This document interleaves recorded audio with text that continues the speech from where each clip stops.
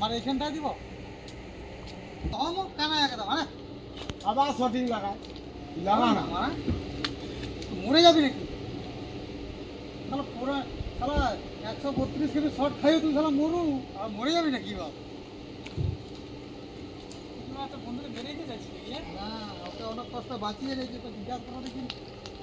132 KG line phone করে দিচ্ছে তার কাটে দিয়েছি আমাদের ইয়া ফেলু লাগিয়েছিল